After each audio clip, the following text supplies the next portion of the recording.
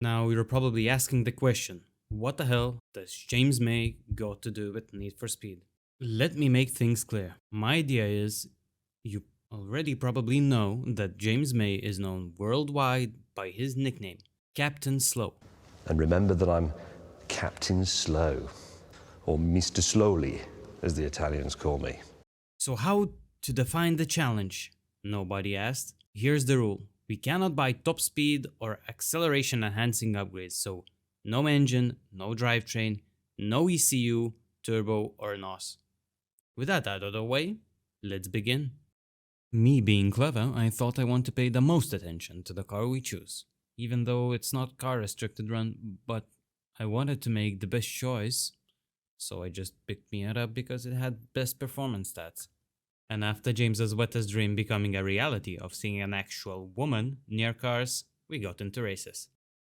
First things first, the beginning is not even remotely close to something you could describe as challenging. But the thing is, we're not about to skip it. Let me remind you, we're here for a cruise.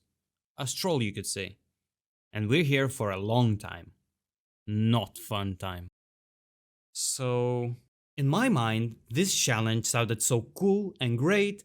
Just after finishing the last one, I thought, that's the ticket. This is going to be great. But this wasn't what you'd call fun, unless you enjoy giving yourself mental scars that remain forever. Just like me, for example, spending close to 1,000 hours fishing just to catch 4 pikes. This felt the same in a way. You know, wake up in the morning and you get the feeling that you're going to catch your fish of a lifetime. But every day moving forward, that feeling becomes more and more distant. The pike was just like the back end of a Supra. The only thing you could do is watch it on a screen while it took off into the distance, never to be seen again. This game is clever. Right from the start, it shows you that the game is easy, made for children. It makes you trust it, gives you the hope that you can actually beat it with the slowest car from performance standpoint. For a moment, I thought I was the fastest James May impersonator ever to challenge Quirky Underground's AI. Not gonna lie, it did work for a while. Quite a while, mind you. For most of the time. I was just using the old reliable pit maneuver, making sure the AI understood that speed and power wasn't the only method of attaining victory. But slow and angry was viable as well. Let's talk about upgrades and game requirements. At some point, you unlock upgrades. There's 3 tiers of them. After you gain the ability to buy them, it's not a requirement to buy them instantly. You are given the chance to get more money for your horsepower fetish.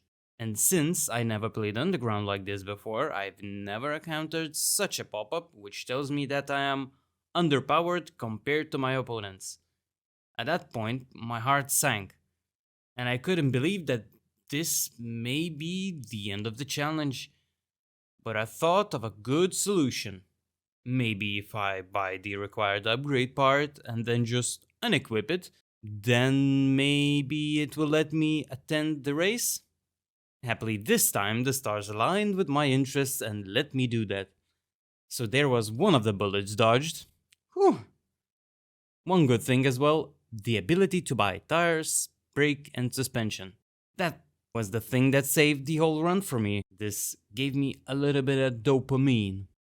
Now I want to tell you about the scariest thing I've seen this whole run. Look at that. This is the Underground's another quirky feature. Every so often, TG gives you a challenge to do a sprint race to obtain unique upgrades. After getting this for the first time, I thought, oh cock. How often is this gonna happen? How many do you get? What if I have to get all of them? I might fail the challenge before even getting to the mid-game. Oh boy. I was feeling it. Every single time I saw new races added to the map, I prayed that they wouldn't appear. Luckily, this happened only 3 times in over 100 races, so this gave me hope that I will be able to challenge the final bosses of the game. At some point, my car decided it wanted to have babies. At least that's what I think. You can help me decide on that fact. And this guy, Chad, he's probably the whitest guy you will ever find. Just listen to his lines. Yo, challenge my sprint skills, and I have to be taking all your bills. You know what I'm saying? You know what I'm saying? Getting back to the racing, somehow I clawed my way to the top. One race at a time, one gritted tooth at a time. The AI rubber banded like its life depended on it, and my car tried to betray me at every corner. But with enough stubbornness and liberal application of handbrake, I made it to the final races. The final gauntlet is a trilogy of races designed to test your car's speed, handling, and acceleration. Mine failed at all three, but I didn't, because while they were busy doing 150 down a straight, I was cutting corners with all the grace of a caffeinated librarian.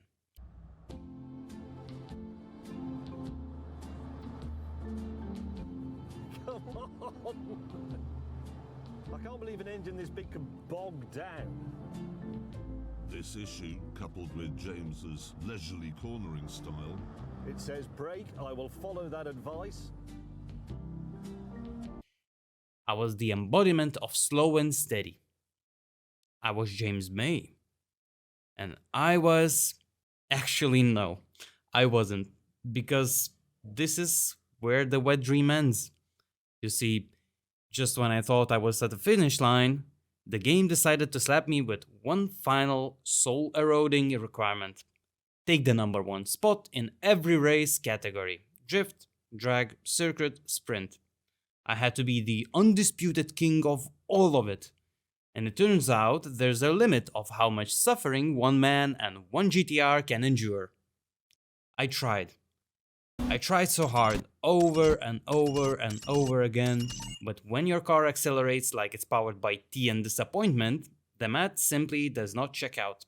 No amount of corner cutting or handbrake wizardry can get you past the wall of raw horsepower and nitrous fueled eco that stood in my way. If anybody here listening had the chance to play like this before, please comment down below that you have actually done it. I have a video uploaded to your channel and I'll make sure I'll check it out.